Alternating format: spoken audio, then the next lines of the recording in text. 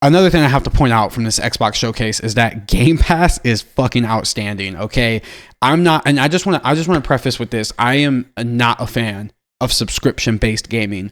I'm not a fan at all. I think it is a bad thing for gaming, and I think that if it is something that a lot of companies started doing, it could be to the detriment of gamers.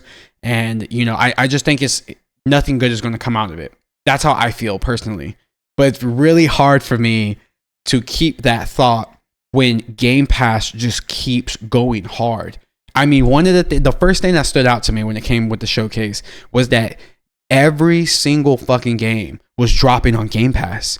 Every single game that they showcased was dropping, and it was going to be available from day one on Game Pass. I mean, it was just such a flex. They were just coming out with these games, just showing them back to back to back to back.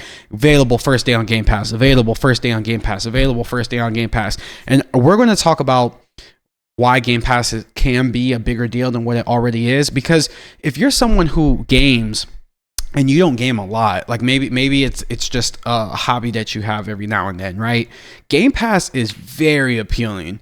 It's very appealing because when you start, especially for consoles, they're not as cheap as PC games. They're getting cheaper, but they're not as cheap as PC games. For consoles, when you talk about each game being $60, $70, $80, and even